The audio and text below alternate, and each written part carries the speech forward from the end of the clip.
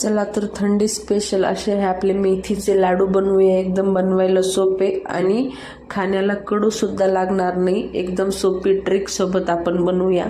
तर या ठिकाणी जे आहे मी 1 वाटी बदाम, 1 वाटी काजू, 1 वाटी अक्रोड, 1 वाटी मखाना, 1.5 वाटी गव्हाचं पीठ, अर्धी वाटी डिंक, त्यानंतर 100 ग्रॅम खसखस आणि 1 वाटी किसलेलं खोबरं असं मी सर्व साहित्य घेतलेलं आहे।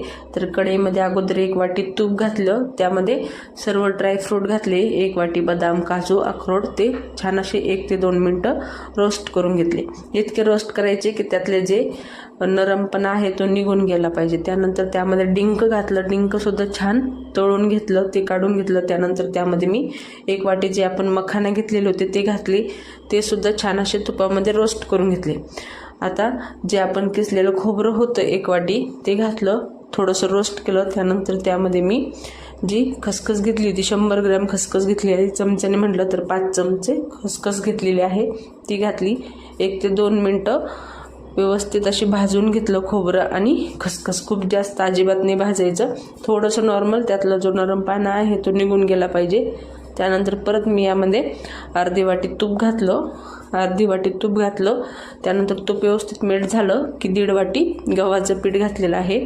आता गव्हाचं पीठ छान असं आपण भाजून घेऊया, त्यातला सुगंध सुटेल इतकं आपण भाजून घ्यायचं। त्यानंतर तूप थोडंसं कमी पडलं तर मी 1 ते 2 चमचे तूप परत घातलं आणि असा कलर येईपर्यंत जे गव्हाचं पीठ आहे आपलं ते व्यवस्थित असं भाजून गेला। तर ह्याला आपण असं सोडूया, फक्त मध्ये मध्ये थोडंसं हलवत राहूया।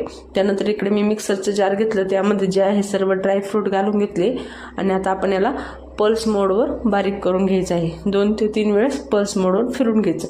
आता इकडे जे आहे मी मेथी घेतलेली आहे, 1 वाटी मेथी आणि 1 वाटी तुपामध्ये थोडीशी भाजून रात्रभर भिजवून घेतलेली आहे तुपामध्ये, ती घालून घेतली।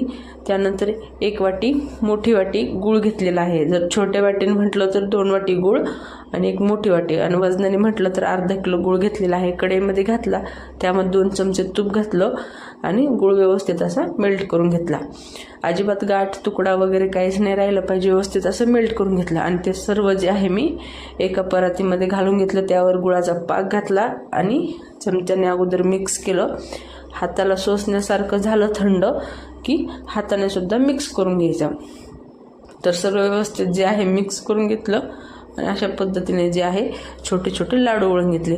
पूर्ण व्हिडिओ जो आहे मी यूट्यूब चॅनलवर अपलोड केलेला आहे एकदम सर्व, तर तुम्ही जाऊन पाहू शकता। आणि तुम्हाला माझी जर रेसिपी आवडली असेल मेथीच्या लाडूची, चला तर मग पटापट लाईक, शेअर, सबस्क्राईब करा।